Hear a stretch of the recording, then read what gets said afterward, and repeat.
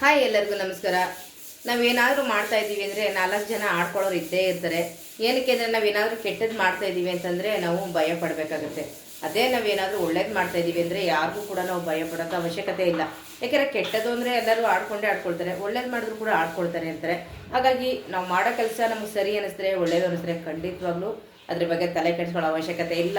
ನೀವೇನು ಮಾಡ್ತಾಯಿದ್ದೀರ ಅಂತ ದಯವಿಟ್ಟು ಯಾರಿಗೂ ಏನು ಹೇಳ್ಕೊಳಕ್ಕೆ ಹೋಗ್ಬಿಡಿ. ಯಾವುದೋ ಒಂದು ವ್ಯವಹಾರ ಮಾಡ್ತಾಯಿದ್ದೀವಿ, ಏನೋ ಒಂದು ವಸ್ತು ತಗೊಳ್ತಾ ಇದ್ದೀವಿ ಅಂತಂದರೆ ಹೇಳ್ಕೊಂಡು ಏನೂ ಮಾಡೋಕ್ಕೆ ಹೋಗಬೇಡಿ. ಯಾಕೆ ಅಂದರೆ ನಾವು ಹೇಳ್ಕೊಂಡು ಮಾಡಿದಷ್ಟು ಅವ್ರ ಕಣ್ಗಳು ಬಿದ್ದರೆ ಯಾವ ಕೆಲಸ ಆಗೋ ಕೆಲಸ ಕೂಡ ಆಗೋದಿಲ್ಲ. ಒಂದು ಗಾದೆ ಇದೆಯಲ್ಲ, ಎಲೆ ಮರೆ ಕಾಯಿ ಥರ ತಲೆ ಮರೆಸ್ಕೊಂಡು ಜೀವನ ಮಾಡಬೇಕು ಅಂತ. ಆ ಥರ ಎಲೆ ಮರೆ ಕಾಯಿ ಥರ ತಲೆ ಮರೆಸ್ಕೊಂಡು ನಾವು ಜೀವನ ಮಾಡ್ತಾಯಿದ್ರೆ ನಾವು ಏನು ಮಾಡಿದ್ರು ತೋರ್ಕೊಳ್ದಂಗೆ ನಾವು ಮಾಡ್ಕೊಂಡು ಹೋಗ್ತಾಯಿದ್ರೆ ನಾವು ಮಾಡೋ ಕೆಲಸದಲ್ಲಿ ಕೂಡ ಸಕ್ಸಸ್ ಅನ್ನೋದು ಸಿಗುತ್ತೆ. ಇಲ್ಲಾಂದರೆ ನಾನು ಅದನ್ನು ಮಾಡ್ತಾಯಿದ್ದೀನಿ ಇದನ್ನು ಮಾಡ್ತಾಯಿದ್ದೀನಿ ಅಂತ ನಾವು ಬಿಲ್ಡಪ್ ಕೊಟ್ಕೊಂಡು ಹೋದಷ್ಟು ಕೂಡ ನಮಗೇ ಅದು ಪ್ರಾಬ್ಲಮ್ ಆಗುತ್ತೆ.